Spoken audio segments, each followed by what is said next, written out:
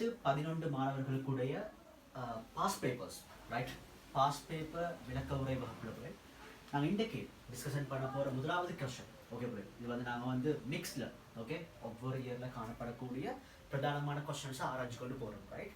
அந்த அடிப்படையில் போய் நாங்கள் டுடே ஆராய போகிற முதலாவது எம்சிக்யூ ரைட்டா. முதலாவது எம்சிக்யூ போய் 2019 2019 ஆண்டுக்குரிய 24வது எம்சிக்யூ கொஸ்டினை நாங்கள் ஆராய போகிறோம். கேள்வி வாசிக்கிறேன், உங்களோட பாஸ் பேப்பர்ஸ் இருந்தால் கையெழுத்து பாருங்க பிள்ளை. Okay right. முதலாவது அந்த கேள்வி, 100% திறன் உள்ள நிலைமாற்றி ஒன்றின் முதன்மை சுருளுக்கு வழங்கும் வலு 200 வெட்டாகும் ரைட். அதன் துணை சுருளுக்கு குறுக்கே உள்ள வால்ட் அளவு 10 வோல்டேஜ் ஆயின் துணை சுருளினூடாக செல்லும் ஓட்டம் பின்வருவனவற்றுள்ளது ரைட். இப்போ இந்த கொஸ்டின்ஸுக்கு டைரக்டா நான் விடைக்கு போகாமல் சில விளக்கங்களை கூறிக்கொண்டு போறேன். ஓகேடா. ஸோ ஜஸ்ட் திங்க், யோசிங்கடா. நிலைமாற்றின்னு வரக்கொள்ளப்புல எங்களுக்கு தெரியும், நிலைமாற்றியில ஒரு முதன்மை சுற்று ரைட், ஒரு முதன்மை சுற்று காணப்பட போகுது. அண்ட் ஆல்சோ புலே துணை சுற்று, செகண்டரி சைட் துணை சுற்று, துணை சுற்று காணப்பட போகுது ரைட். ஸோ எங்களுக்கு தெரியும், பொதுவாக நாங்கள் கிளாஸ்ல படிக்கும் பொழுது நோட்ஸ் தரக்கொள்ளப்புல நாங்கள் கூறிய முதலாவது மெயின் விஷயம் என்னது, நிலைமாற்றியில முதன்மை சுற்றாக இருந்தாலும் சரி துணை சுற்றுல 2 சுற்றுகள்லையும் ஒரு கணியம் சமனாக காணப்பட போகுது. அது என்னென்றால் வலு. ஸோ புலேல் முதன்மை சுற்று பிரைமரி சைடு ஓகே, பிரைமரி செக்ஷன்ல காணப்படக்கூடிய அந்த வலுவும் நான் பி என்று போடுறேன், வலுவும் துணை சுற்றுல செகண்டரி சைடு, ஸோ செகண்டரியில் காணப்படக்கூடிய வலுவும் சமன் புலே. ரெண்டு வருஷம் நாங்கள் படித்தோம். இப்போ முதன்மை சுற்றுல காணப்பட்ட சுருள்களோட எண்ணிக்கையை நாங்கள் எப்படி சொன்னோம், என்பி என்று கருதினோம். அதே போல முதன்மை சுருள வோல்ட் அளவு போல விபி என்று கருதினோம். அதே போல முதன்மை சுற்றினூடாக உருவாகக்கூடிய மின்னோட்டத்தை நாங்கள் ஐபி என்று கருதினோம். அதே மாதிரி கூட துணை சுற்று எடுத்த மனுஷன் என்றா துணை சுற்றிட சுருள்கள் எண்ணிக்கையை நாங்கள் என்எஸ் என்று கருதினோம், வோல்ட் அளவு விஎஸ் என்று கருதினோம், உருவாகக்கூடிய மின்னோட்டத்துக்குள்ள ஐஎஸ் என்று கருதினோம். இப்போ நாங்கள் யோசிப்போம், பொதுவாக எல்லா மட்ட பிள்ளைகளுக்கும் விளங்கோடு மட்டத்துக்காக இப்படி போகிறேன்டா. ஸோ திங்க் பண்ணோம், நிலை மாற்றின்னு வரும் பொழுது நாங்கள் யோசிக்க வேண்டிய சமன்பாடுகள் 2 தான். உங்களோட ஓஎல் சிலபஸை பொறுத்த வகையில் 2 சமன்பாடு நாங்கள் யோசிக்கணும். ஸோ எங்களுக்கு தெரியும் பிள்ளைகள், முதலாவது சமன்பாடு என்னடா, என்பியின் கீழ் என்எஸ் சமன் என்ன பிள்ளைகள் விபியின் கீழ் விஎஸ். இது முதலாவது சமன்பாடு.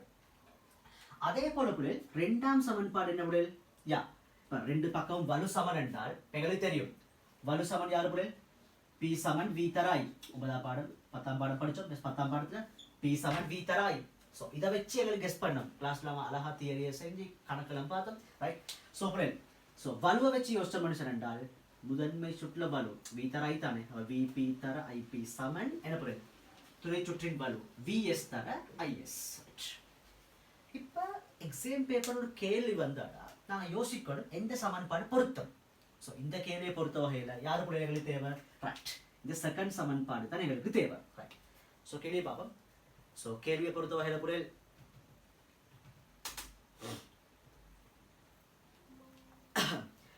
யா 100% திறன் உள்ள நிலைமாற்றி ஒன்றின் முதன்மை சுருளுக்கு வழங்கும் வலு 200 வெட்.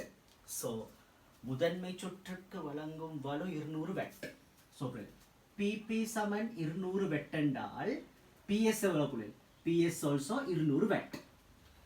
நிதானமாக போகிறோம், எல்லா மட்ட மாணவர்களுக்கும் விளங்கணும் பண்ணுறதுக்காக. கரெக்டாக ஆன்சரை யோசிக்கணும், மனசால யோசிக்கணும், பரவாயில்ல ரைட்.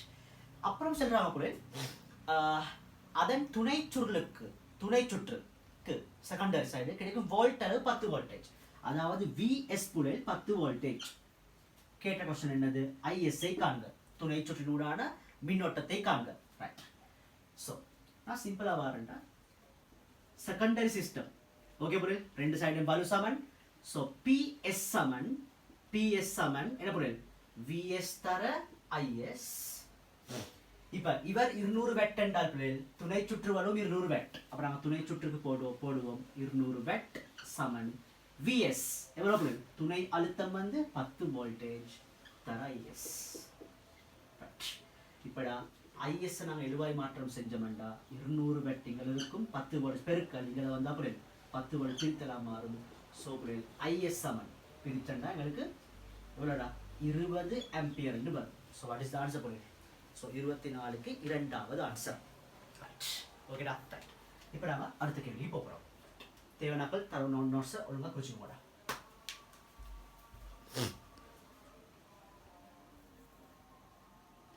ஓகே ப்ரோ, இப்போ நாங்கள் அடுத்த கொஸ்டின் பாஸ்ட் பேப்பர்ஸில் அடுத்த செலக்டட் கொஸ்டினை பார்ப்போம். அதுவும் புரியல் 2019ஆம் ஆண்டு. ரைட் 2019ஆம் ஆண்டு எம்சிக்யூவில் 30வது கேள்வியும் 36வது எம்சிக்யூவை நான் கொஞ்சம் ஆராய போகிறேன். ரைட் ஸோ கொஸ்டினை வாசிக்கிற பாருங்கடா. 30, 31 ஆகிய வினாக்களின் எத்தின் எதின் நாங்கள் எத்திலின் எதினின் C2H4 பூரண தகனம் தொடர்பான கீழே தரப்பட்டுள்ள சமன்படுத்தப்பட்ட சமன்பாட்டினை அடிப்படையாக கொண்டு ஓகே நாங்கள் விடையை கொடுக்க போகிறோம். அவங்க தந்த சமன்பாடு ஸோ ஈஸியாக போயிட்டு சமன்பாடு தந்ததால் C2H4 right C2H4 so ethene gas right புரியல் இதை அவங்க வெப்பப்படுத்துகிறாங்க. ஸோ O2 கேஸ் போடுறாங்க புரியல். விளைவு என்னண்டால் CO2 right CO2 case plus H2O எங்களுக்கு தெரியும் ஹைட்ரோ கார்பன்களோட ரைட் ஹைட்ரோ கார்பன்களோட இந்த தகனம் புரியல் அதோட சக்தி வெளியே வருது 1400 கிலோ ஜூல் சக்தி வெளியே வருது. ஸோ இன்னும் ஈஸியாக போயிட்டு ஓகேடா. ஸோ இந்த கொஸ்டின் புரியல் சக்தி வெளியே வரது தராமல் இருந்திருந்தால் நாங்கள் யோசிக்க வேண்டி வரும் இது அக வெப்பத்தாக்கமா புற வெப்பத்தாக்கமான்னு சொல்லி. ரைட் ஃபர்ஸ்ட் திங்க் பண்ணுவோம். ரைட்டா எத்தீனின் ஒரு மூல் பூரண தகனத்திற்கு உட்படும் பொழுது உண்டாகும் நீரின் திணிவு யாது? 30வது கேள்வி. ரைட் புரியல் தாக்கம் சமப்படுத்தினதை காட்டிக்கொள்றேன். ஓகே புரியல் இங்கே 3 மூல் ஸோ இங்கடா 2 மூல் தராங்க அண்ட் ஆல்சோ இங்கே 2 டேபிள் தந்தா பிரிக்கிறது ரைட் எங்களுக்கு தெரியும் நான் படிச்சிட்டோம் கிரேட் 10லேயே படிச்சிட்டோம். ரைட் சமப்படுத்தல் தாக்கம் சமப்படுத்தல் ரைட். ஸோ புரியல் இப்போ கேட்ட கொஸ்டின் என்னன்னா எத்தீண்ட ஒரு மூல் தகனத்தின் போது ஓகே ஒரு மூல் பூர்ண தகனத்திற்கு உட்படுத்தும் போது உண்டாகும் நீரின் திணிவு யாது? சரி இப்படி கேள்வி வந்தா புரியல் நீங்கள் என்ன செய்யணும்டா யார் யாரை கேட்குறாங்களோ அவங்கள மென்ஷன் பண்ணி கொள்ளணும். இப்போ பொதுவாக புரியல் அவங்க கேட்ட கேள்வி தாரு எத்தீனும் நீரும். ஸோ நாங்கள் அந்த 2 பேரையும் மார்க் பண்ணி கொள்வோம். இப்போ நீங்கள் அட்வான்ஸ் லெவல் கெமிஸ்ட்ரி படிக்கும் பொழுது இன்னும் ஈஸி மெத்தட்ஸ் எல்லாம் பாடமாக்குவோம் நாங்கள் படிப்போம். ஓகே புரியல் ஸோ ஆல் லெவலுக்கு இந்த ஐடியா சிம்பிளாக செய்யணும். ஏன்னா இந்த தாக்கத்துக்கு புரியல் முன்னுக்கு வர எங்களுக்கு தெரியும் சாப்படுத்தும் பொழுது வார இலக்கத்தை வச்சு மூளை கெஸ் பண்ணிடும். பட் ஏ லெவல் போனால் சில ரசாயன சமன்பாடுகளுக்கு அப்படி செய்ய முடியாது. ஆல் லெவலுக்கு கேன் ரைட். ஸோ புரியல் இந்த தாக்கத்தின்படி எங்களுக்கு டிரெக்டாக கெஸ் பண்ணிடும் புரியல் என்னது ஒரு மூல் பிகாஸ் இலக்கம் ஒன்று இல்லை. ஸோ ஒன்று புரியல் ஒரு மூல் எத்தீன் C2H4 தகனத்துக்குட்பட்டால் எவ்வளவு மூல் நீர் வெளியாகுது புரியல் 2 மூல் நீர் வெளியாகுது. எவ்வளவு மூல்டா 2 மூல் நீர் வெளியாகுது. ஸோ கேள்வி மாத்தான் அவங்க புரியல் மூல் நம்பர்ஸை மாத்தல. ஸோ புரியல் கொஸ்டின் கூட சேம் கொஸ்டின் ஒரு மூல் தகனம் தான். ஸோ ஒரு மூல் தகனத்தின் போது 2 மூல் நீர் வெளியாகுது. கேட்ட கேள்வி திணிவை துணிகள். இப்போ புரியல் மூல் தந்திருக்காங்க திணிவை காணணும். ஸோ கிளாஸில் கூட புரியல் நிறைய மாணவர் கேட்குறேன் சார் நிறைய குழம்புது இந்த மூல் கொஸ்டின். ஸோ தடுமாற தேவையில்லை புரியல். ஸோ எங்களுக்கு மூல் தெரியும். ஸோ திணிவை காணணும். என்ன சமன்பாடு மூல் சமன் திணிவின் கீழ் மூலர் திணிவு. உங்களோட கிரேட் 10 7ஆம் பாடத்துக்குரிய கெமிஸ்ட்ரி சமன்பாடு. ஸோ நீர் திணிவு காணணும். ஸோ பெறப்பட்ட நீரின் மூல் வந்து 2 மூல். அப்போ நான் மூலுக்கு நேரம் 2 மூல் போட்டேன். திணிவு தான் கண்டுபிடிக்கணும். அதை மண்ட வெப்பம் மூலர் திணிவு. எங்களுக்கு தெரியும் மூலர் திணிவு சார் மூலக்கூட்டு திணிவுக்கு சமனாக போகுது. ஸோ நீர்ட சார் மூலக்கூட்டு திணிவு 2H ஒரு ஒட்சன் அணுக்கள் காணப்படுது அது மூலக்கூறுக்குள்ளுக்கு. ஸோ அங்கே சார் அணு திணிவு தரப்பட்டு இருக்குது. 5 ரசன் எங்களுக்கு தெரியும் பாடம் உண்டு. ஸோ 2 காணப்பட்ட 2 ப்ளஸ் ஒரு ஒட்சன் 16. ஸோ ஒன்று தான் காணப்படுது. ஸோ 16 புரியல். ஸோ 18 சார் மூலக்கூற்று திணிவு. ஓகே புரியல் அழகு இல்லையா அவருக்கு ரைட். ஸோ இவர் தான் மூலர் திணிவுக்கு என்ன அழகு புரியல் கிராம் மூல் -1 ரைட். ஸோ திணிவு சமன் இங்கே வந்து 2 மூல் காணப்படுது. இவர் பிரித்தல் இங்கே வந்து அப்படியே 18 கிராம் மூல் -1 வரப்போகுது. மூல் -1 வெட்டிப்பட்டால் திணிவு சமன் புரியல் உங்களுக்கு 36 கிராம் வரும். 36 கிராம் என்று வரும். So what is the answer புரியுது? Third is the answer. Okay, third is the answer. Right, third is the answer. Okay, அப்படியே புரியுது. 31வது கேள்விக்கு போகிறேன். தேவையான ஸ்டாப் பண்ணி எழுதிக்கோங்கடா. 31வது கேள்விக்கு போகிறேன். 31வது கேள்விக்கு போகிறேன். 31வது கேள்வியை பாருங்க. அதில் கேட்ட கொஸ்டின் என்ன என்றால், ஓகே, அதில் கேட்ட கொஸ்டின் புரியுது, இந்த தாக்கம் அகவெப்ப தாக்கமா புறவெப்ப தாக்கமா? எங்களுக்கு தரப்பட்ட தாக்கம்லே தெரியும், சக்தி வெளிவிடப்பட்டிருக்கு. நான் படிச்சோம் கிளாஸ்ல, தாக்கிகள பக்கம் சக்தி அகத்துறிஞ்சப்பட்ட அகவெப்ப தாக்கம், விளைவுகள சைடுல சக்தி புரியுது, ஓகே, இழக்கப்பட்டிருந்தால் அது என்ன புரியுது? புறவெப்ப தாக்கம். ரைட். ஸோ மற்றபடி தியரியில் படித்தோம், ஹைட்ரோ கார்பன்களோட தகனம் என்றது ஒரு புறவெப்ப தாக்கத்துக்கான எக்ஸாம்பிள். ரைட். ஸோ சக்தி மட்ட வரைவு வரையும் பொழுது எங்களுக்கு தெரியும் பொருள், தாக்கிகள் சக்தியை இழந்து தான் விளைவுகள் வருது. புறவெப்ப தாக்கத்தின் பொழுது தாக்கிகள் தன்னை சக்தி இழக்குது. ஸோ சக்தியை இழந்து ஒரு விளைவு வருதென்றால் விளைவிட சக்தி தாக்கிட சக்தியை விட குறைவாகத்தான் காணப்படும். Simple answer. ஏன்னா தாக்கிகள் நிறைய சக்திகள் இருக்குது, அவர் சக்தியை இழந்து தான் விளைவு வருதென்றால் விளைவிட சக்தி தாக்கி விட குறைவு. ஸோ யார் சக்தி கூட? தாக்கிகள் சக்தி கூட. தாக்கிகள் சக்தி கூட. ஸோ சக்தி மட்ட வரைவில் உயர் மட்டத்தில் தாக்கிகள் இருக்கணும். C2H4 கேஸ் வரப்போகுது, ப்ளஸ் இந்த 3 O2 கேஸ் இங்கே வரப்போகுது. இவங்க சக்தியை இழக்குது, சக்தியை இழந்து தான் புரியுது, சக்தியை இழக்குது. மைனஸ் டெல்டா கியூ பார்ப்போம். எஸ், சக்தியை இழந்து புரியுது யாரு? விளைவுகள் வராது. ஸோ விளைவுகள் தான் புரியுது, CO2 ப்ளஸ் 2H2O. ரைட். அது இழக்கப்பட்ட சக்தி தான் புரியுது 1400 கிலோ ஜூல் வருது. ஓகே புரியுது. ரைட். ஸோ இந்த ஆன்சர் எங்கே இருக்குதுடா? So I think second is the answer. என்ன புரியுது? யா, ரெண்டாவது தான் ஆன்சர். பாரு, அந்த தாக்கி மேல விளைவு கீழே அபக்குறி கீழே. Right. So second is the answer. Okay புரியுது. அடுத்த கேள்வி புரியுது. 2018ஆம் ஆண்டு, ரைட், 2018 22வது MCQ ஆராய போறோம். ரைட்டா? கேள்வி வாசிக்கிறேன். பின்வரும் சமப்படுத்திய ரசாயன சமன்பாட்டிற்கு ஏற்ப ஐதரசன் சல்பேட்டு ஆனது, ஓகே, கந்தகவீர் ஆக்சைடுடன் தாக்கம் புரிகின்றது. தாக்கம் தந்திருக்காங்கடா பாரு. ஸோ ஐதரசன் சல்பேட்டு H2S, அது வந்து புரியல் SO2 கந்தகவீர் ஆக்சைடோட தாக்கம் புரியும் பொழுது விளைவு தந்திருக்காங்க புரியல் H2O நீரோட புரியல் கந்தகம் விளைவாகுது. தாக்கம் சமப்படுத்தி அவங்களே தந்திருக்காங்க. ஸோ ஈஸி, நான் சமப்படுத்த தேவையில்ல. சண்டை சமப்படுத்தாமல் இருந்தால் நான் சமப்படுத்தணும் புரியல. ஓகே, ஸோ 2 தந்திருக்காங்க. இங்கே வந்து 3 தந்திருக்காங்க. ரைட். கேட்ட கேள்வி, ஐதரசன் சல்பைட்டின் ஒரு மூலுடன் தாக்கம் புரியும் கந்தகவீர் ஆக்சைட்டின் மூல் அளவு யாது? ரைட். நான் போன கொஸ்டின் இதே மாதிரி ஒரு ஐடியா சொன்னேன். என்னடா இப்படி கேள்வி வந்தால் யாரை கனெக்ட் பண்ணி அவங்க சம்மந்தப்படுத்தி கேள்வி கேட்குறாங்களோ அவங்கள மட்டும் ஆராய்ஞ்சா போதும். இங்கே யாரு புரியல்? ஐதரசன் சல்பைட், இவரையும் தான் மெயினாக மென்ஷன் பண்ணி கேட்குறாங்க. ஸோ புரியல் தாக்கத்தின் படி யோசிப்போம். என்ன புரியல்? தாக்கத்தின் படி 2 மூல், தாக்கத்தின் படி 2 மூல் H2S ஐதரசன் சல்பேட் தாக்கம் புரிஞ்சால் என்ன புரியல்? சாரி, தமிழ மாத்திரன் 2 மூல் ஐதரசன் சல்பேட் உடன் எத்தனை மூல் புரியல்? 1 மூல். ரைட். ஓகேடா, 1 மூல் SO2 தாக்கம் புரியுது. ஓகே, 1 மூல் SO2 தாக்கம் புரியுது கந்தக ஆக்சைடு. ரைட். இப்போ கேட்ட கேள்வி என்ன புரியல்? 1 மூல் ஐதரசன் சல்பேட் நாங்க இட்டால், ஓகே புரியல், அதோட எத்தனை மூல் SO2 தாக்கம் புரியணும்? நிறைய क्वेश्चन. அடே மனசால யோசிக்கணும். 2 மூலுடன் 1 மூல் தாக்கம் புரியுதுன்னா 1 மூலோட புரியல் அரைவாசியா புரியல். பிகாஸ் தான் இங்கே வந்து அரைவாசியால் நாங்கள் வகுக்கும் பொழுது புரியல் அவங்களையும் அரை மடங்கா என்ன புரியல் குறைய போகுது. ஸோ 0.5 மூல் SO2 தான் தாக்கம் புரிய வேண்டும். ரைட் புரியல். சரி. ஸோ 22க்கு ஆன்சர் 0.5 முதலாவது ஆன்சர். ரைட். அப்படியே போகிறேன். அடுத்த கொஸ்டின் 2018 14ஆம் கேள்விக்கு வரேன். கேள்வி வாசிக்கிறேன் பாரு. பின்வரும் ஆக்சைட்டுகளில் இரும்பை பிரித்தெடுக்கும் செயல்முறைகளில் பங்கு பற்றாத ஆக்சைட்டு யாது? ரைட்.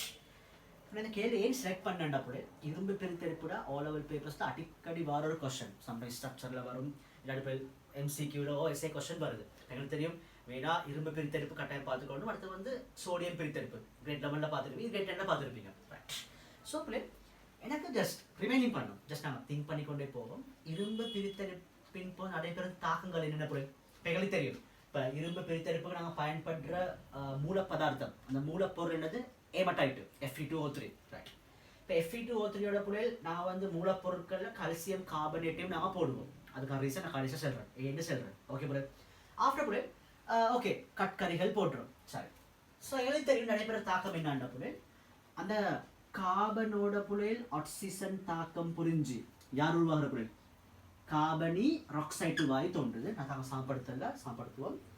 அதே போல செகண்ட் தாக்கம் என்னது CO2 கார்பன் ஆக்சைடோட பொருள் இந்த கார்பன், இந்த கட்கரில் வர கார்பன் மேலும் தாக்கம் புரிஞ்சு யார் உருவாக்குவார் பொருள் கார்பனோர் ஆக்சைடை உருவாக்குவார். தாக்கம் சமப்படுத்திக்கோங்க. ரைட். கார்பனோர் ஆக்சைடு உருவாக்குவார்.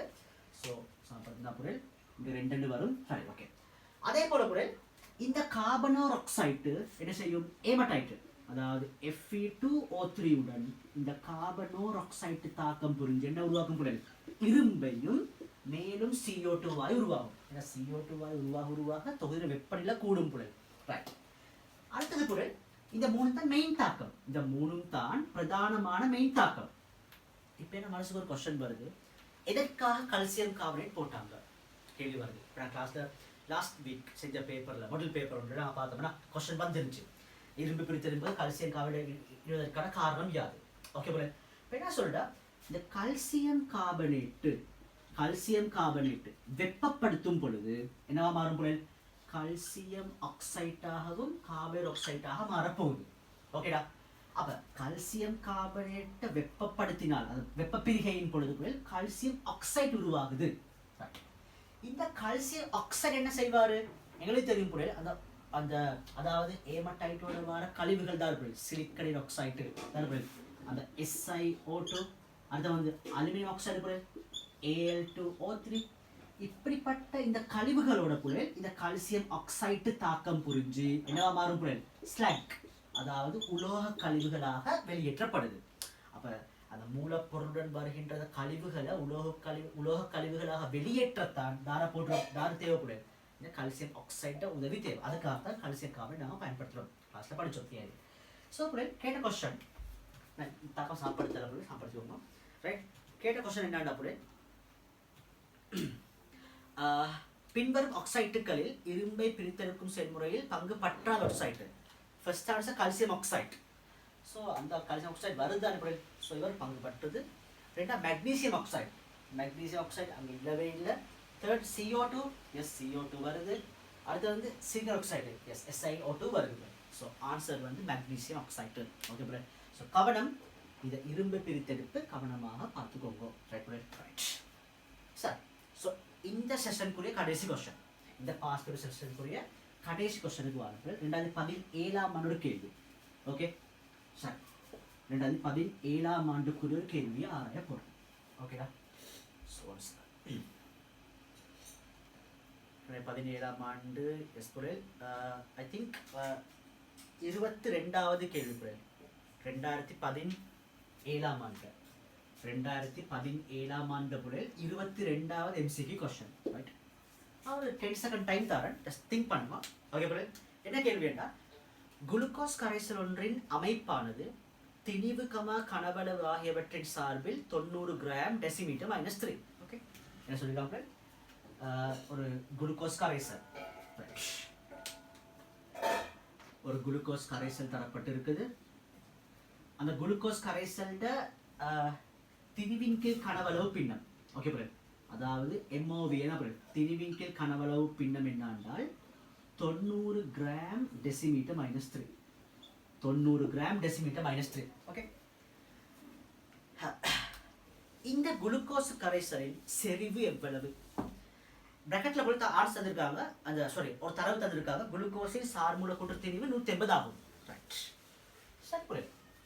புரியுதா? ஒரு கேள்வி வந்தா ஜஸ்ட் திங்க் பண்ணும், செறிவு கேட்டிருக்காங்க. ஸோ சமன்பாடை போடும். கிளாஸ் எப்பயும் சொல்லுவோம், தரவுல குறிச்சாச்சு.